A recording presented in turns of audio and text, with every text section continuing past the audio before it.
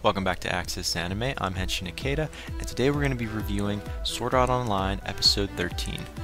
Now, I actually love this episode. It had a lot of emotion and had a little one or two battles. It wasn't no emphasis on really battling on this episode. That's more toward the end of the episode, but it had a lot of emotion in it. I'll just say that. It's now November 5th, 2024 in the video game. Floor 22, the lakes outside of Coral City, which is the same floor that Kirito and Asuna actually have their house on. So very convenient to where this episode opens up.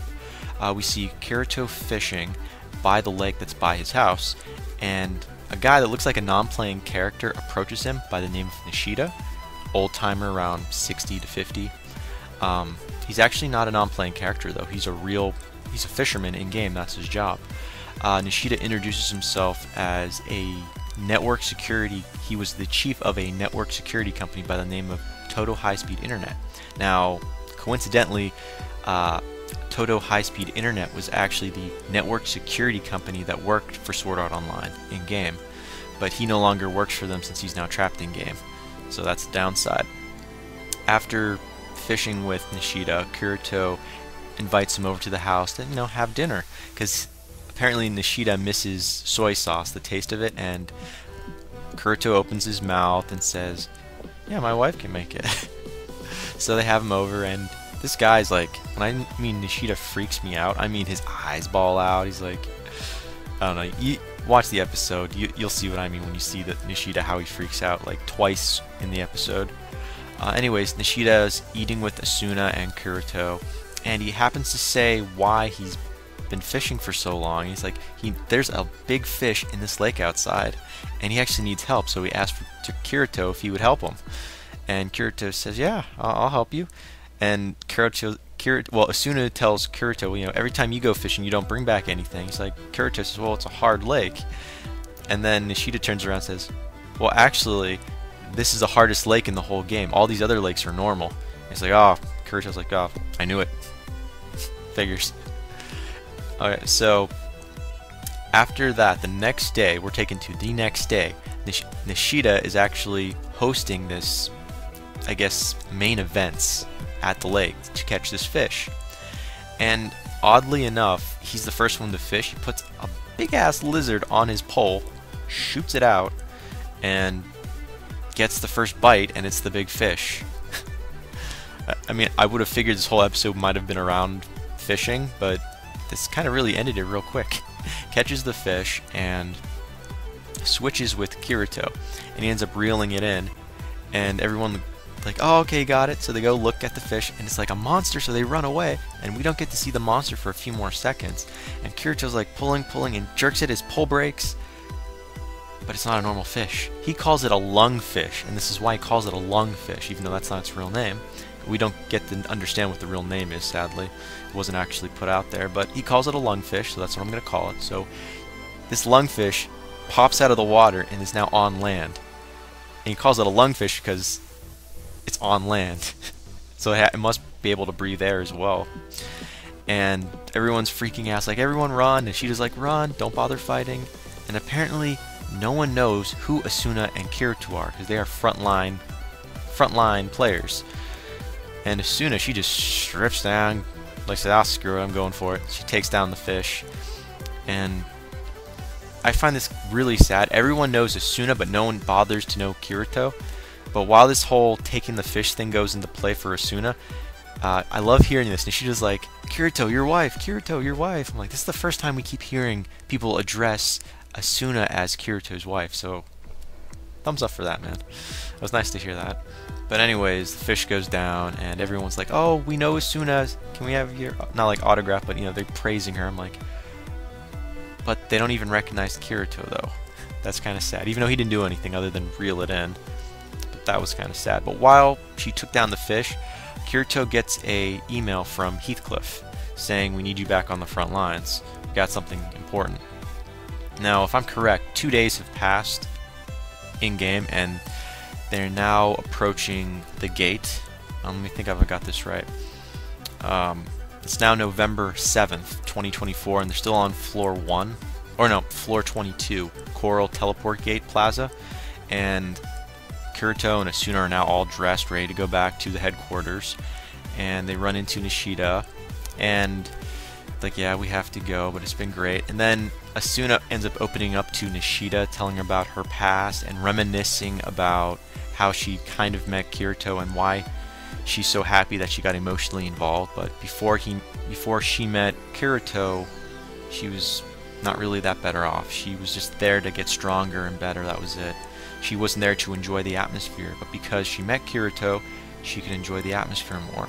And Nishida was like, that's how I'm kind of like if I was with fishing, because if we finish this game and in real life, I'm probably just going to retire and go back to fishing anyways, because I'm an old timer. My body's going to be even more frailer, and that's how he's relating to Asuna right now. And they pretty much end their conversation, they say goodbye, and they go to the headquarters. And now we're taken to the headquarters of Asuna and Kirito's guild, and Heathcliff explains why he actually needs them back on the front lines, because they only had a 2-week vacation when they got married, so they feel kind of ripped off. So Heathcliff's explaining to them that they sent a recon into this one boss chamber, and it got wiped out, and this was a 20-man party, and it was taken from 5 different guilds, and out of the 20 members that were sent out there, they had a party of 10 of them reach the center of the room that a boss appeared in, and the doors closed and the room became like an anti-crystal area, so you couldn't teleport out.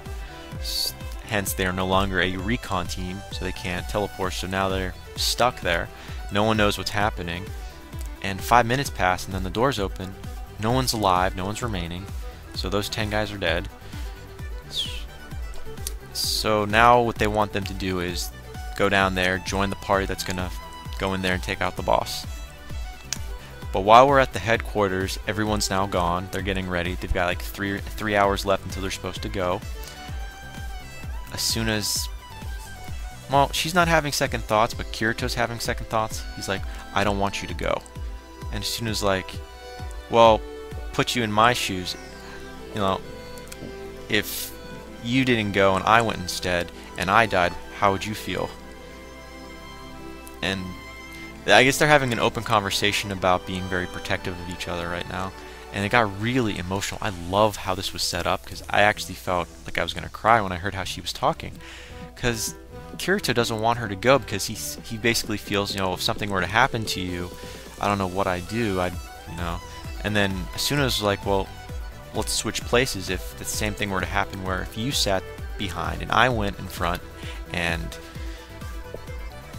you know, nothing really would change. It's other than she said she was going to off herself if Kirito died, and I was feeling for her. I was like, holy crap, you really love this guy. You know, they go on to talk about a few other things, but that was a lot of emotion there. But I'm not gonna go any more in depth than that, because I'll get on to the meat and potatoes of what's gonna happen next, which is what I kind of wanted to see more of. They're teleported now to floor 75. It's called Yurnea Teleport Gate Plaza. We see Klen and Agile, the blacksmith. So we see Klen and Agile. Everyone else is being very nonchalant. They're very, you know, they don't really see Kirito or Asuna as leaders of the group. They see them more like of nothing, you know, like they don't even notice them. But Klen and Agile do, which is kind of nice. Now we see one of the leaders from Asuna's and Kirito's guild pop in. I forget what his name is, because I think that might have been Heathcliff. I'm not sure, because we don't get to hear his name. He waltzes in with his guards and gets everyone set up and punked, ready to go. And they go. And now we're into the boss's room. Now, everyone's inside. They can't teleport out, so this is it. And they don't see anything. It's all black. No one can see anything. Asuna, she hears something and looks up. And this is what I kind of find strange. They call it, well, I think it's Kirito who says it's a skull reaper, but this is what we see. It's a spider that has a bone-like body, and apparently it uses a scythe or scythes in general, because I hear someone say he uses a scythe, and it just plumbs down on the floor and starts taking out all these soldiers left and right.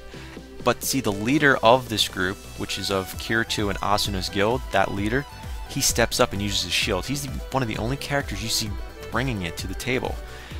Kirito, he kind of sucks right now. I mean, he's barely doing any damage by himself. He was saved by Asuna. I mean, now that Asuna and Kirito are an item, that's how they have to play, switching sword off. It's the only way they can do it, because neither one of them can block. They're just offense players, they're not defensive. And Clen and Agile are using both their powers, but we can see Agile, I believe that's how you pronounce his name, he's the blacksmith, his arm gets taken out. You see it's like slightly missing. But they both power up and they do their special technique, and that's all we really see of them. They don't die though. But see, we don't get to see this ending. We don't get to see if they take out the boss or not. But this boss has like, I think it's 4 or 5 life bars, so it's pretty strong. And Kirito can definitely, he's not going to take this out on his own unless he's got another special technique up his ass just waiting to be used. But that's the end of the actual episode, because we don't see the boss being defeated. So things that I'd like to see in the next episode, these are my afterthoughts.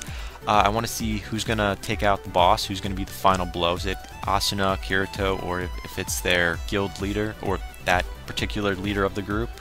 So, and to see who's going to live and die within this boss battle. Like, is Agile and Clen going to die? We don't know.